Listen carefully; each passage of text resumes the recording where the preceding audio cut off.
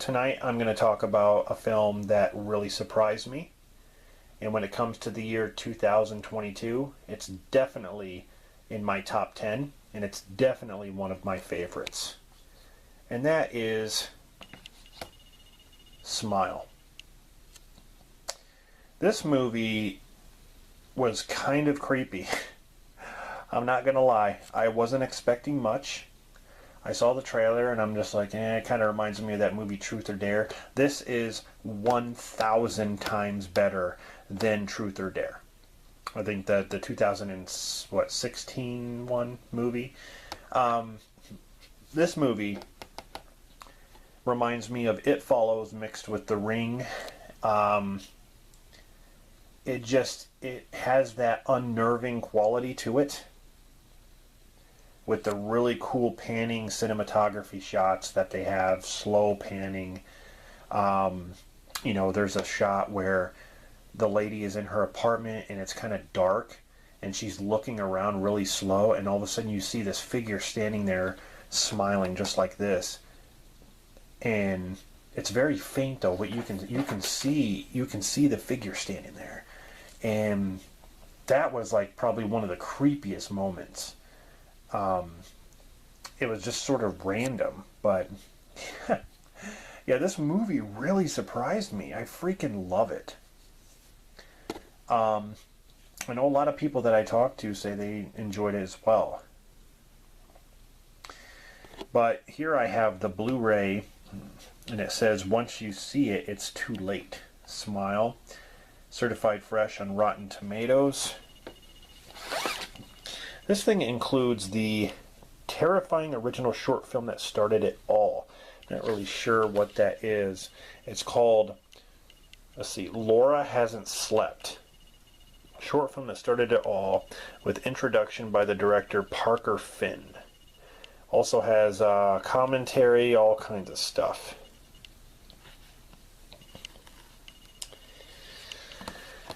Anyway, guys, so you have this doctor named Rose who experiences this patient talking about bizarre images that she's seeing, and she's also seeing this thing that's smiling at her.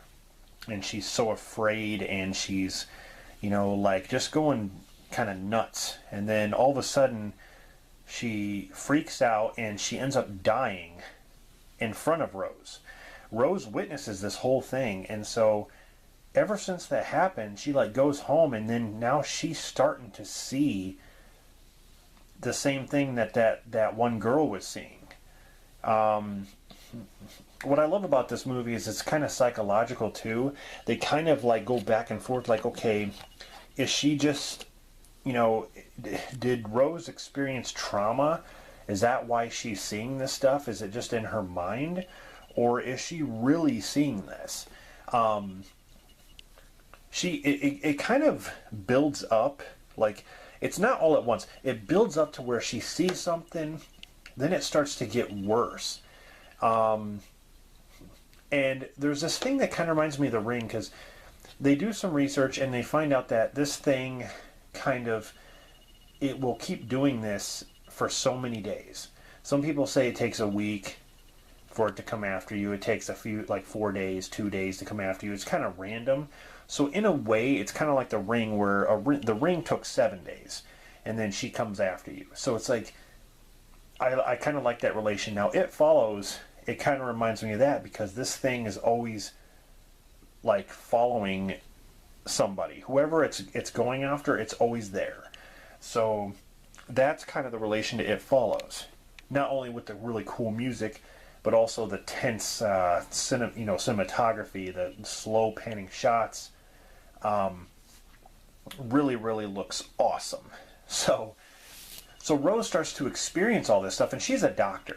She kind of has a diagnosis for what she's going through, but then again, she's only seeing this, and nobody else is. So when she talks to somebody about it, they look at her like she's freaking stupid, or like she's crazy.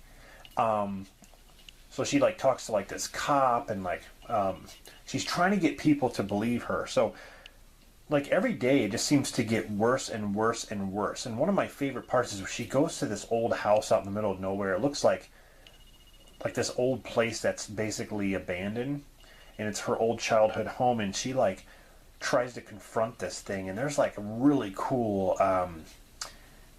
kind of creepy scenes out in that house.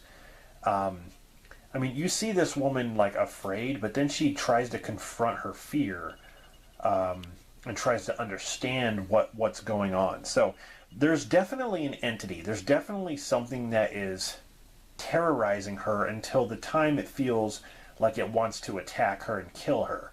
And it's always somebody, you can tell when this thing is around because it's smiling. And the way it smiles, like everyone has a different smile to them. They do like a man, and then there's like this psychiatrist woman, and the way they smile is different. I like that, how it's not always the same. But anyway, a very creative film. I really like it a lot. It really surprised me. I don't want to give too much away, like about what happens. I will say this though, the ending I liked, because with these kind of movies you expect, like, I'm not going to say there wasn't a happy ending, but in these kind of movies you expect like the hero or the person that's that it's the movie's concentrating on. You expect all the time that everything's going to be okay. There's a happy ending. There's this and that. This movie really kind of explores that, but then it doesn't. That's all I'm going to say. I like how it ended. I think it ended how it should have. And I think that makes it a lot more creepier because now I want to say it's unpredictable. So you kind of know some information about what's going on, but then you have no idea. Like, it's honestly not following that same path that you think. If you hear someone talk about what's going on with this thing, just think something else, because that's what it does in this movie. So that's what I liked. Yeah, it's unpredictable.